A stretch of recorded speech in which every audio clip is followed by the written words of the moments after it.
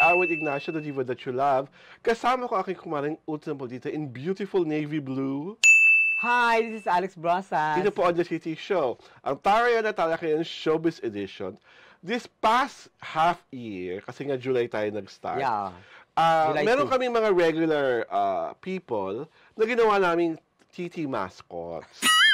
Mascots sila kasi lagi namin silang pinag-uusapan. Not because we believe them, not because we love them, or not because we even support them. Pinag-uusapan namin sila just because. Aray ko, my God. After ng paglaruan, halimbawa itong una, si Rendon Labrador. Labrador pala, sorry. Talaga yung lasim mo kasi, it sounds like, you know, like a mat. So, lagi namin siyang pinag-uusapan dati ng mga first few episodes namin. Sa totoo nga lang, gusto kong pitikin ng eh. Para matauhan sa pagmamaganda niya. Eh, ngayon bait-baitan na. Di ba yun ang latest? Simula nung na mass report siya at nawala ang kanyang mga social media accounts, bumait. At ang nakakatuwa, syempre, I'm sure, umiepa lang to. Kampi siya kay Catherine Bernardo sa Hiwalayan. At kinakabahan siya kay Andrea Brillantes. Kasi may pangako si Andrea Brillantes na bubuksan niya ang 2024 ng fresh at bago. Mara ano yung fresh at bago kay Andrea na kinakabahan? Si Rendon. Ako hindi ko mawari kasi hindi rin man niya tinukoy, ano? Sabi niya, basta nagbago ka na lang agad, mas nakakaba naman yung sinasabi mo na bubuksan mo na fresh at bago. Hindi naman kasi kami makakatulog niyan sa kakaisip. Yes. Diba? Parang, ang magiging fresh at bago kaya kay Andrea, ay kanyang kiwi fruit. ay! Bakit naman? Diyos ko, day. Diba? Parang ano niya, pupunta siya sa isang doktor para alam mo na. Aray ko! My God! Diba?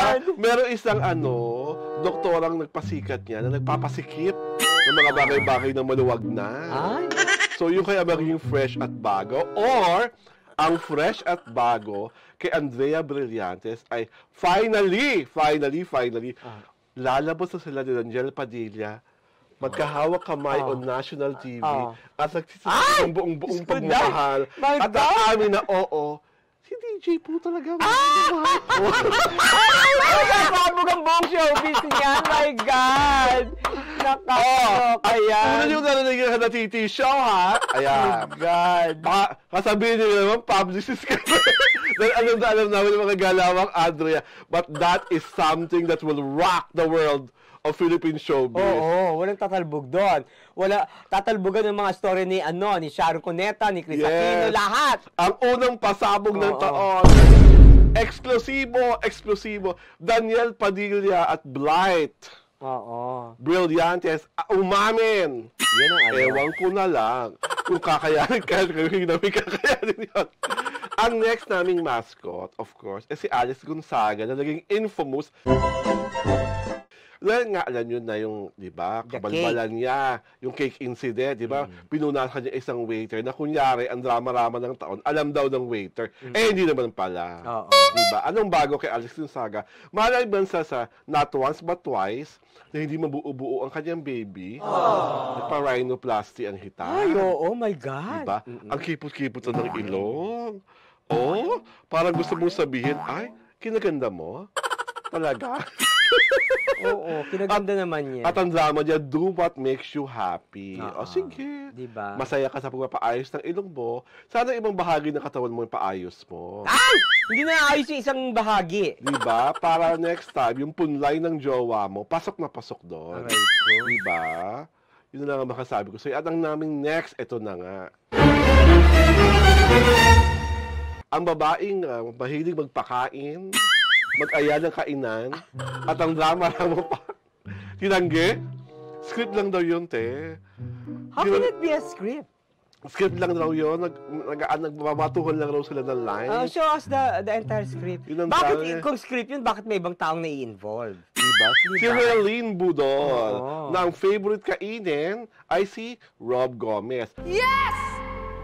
Yes! Confirm ako yun! At ito po, humihingi po kami ng paumanhin sa aming pagkakamali tungkol sa lineage taray lineage ni Rob Gomez. Si Rob Gomez po pala hindi anak Pamangkin. ni Gary Estrada, kundi pamangkin. At si Kate Gomez ang nanay. si Kate Gomez ang Kapatid. kanyang nanay. Kapatid ni Gary. Kapatid ni Gary Estrada. Estrada. So, pasensya na po. At least kami, kino-correct namin yung mga pagkakamali namin. Pero Herling, ikaw, kahit pa magdrama-drama ka na mahabang-mahabang paliwanag, magsama kayong dalawa ni Bianco Mollano sa mga paliwanag nyo. Walang nananalig.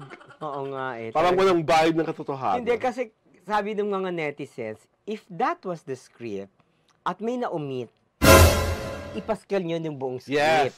Diba? Totoo. Yun eh. Kasi yan ang sinasabi ko na you were claiming na that was part of a script. O di, na may na-delete lang, may na-ano lang para it would Minanipulate. appear, na ano, parang ano. It would appear na may sexual innuendo. I-ano nyo yung the entire script, diba?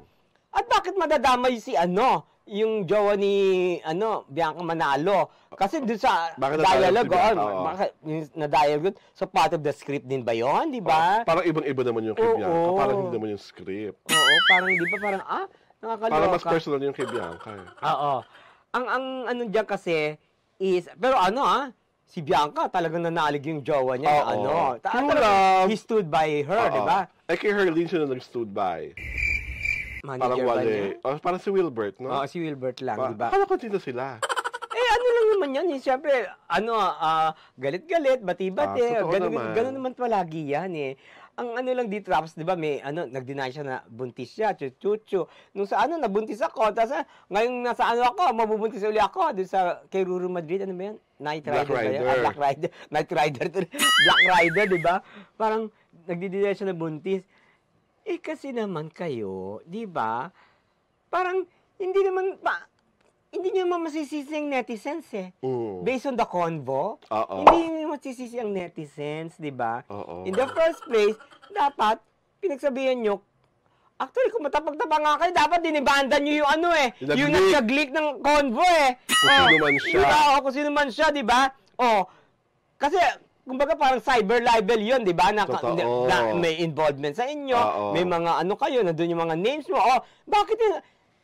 Kasi if I were you, and it's not true, tapos nandun ang pangalan ko, getting embroiled in a scandal. Matic react. Hindi, matic.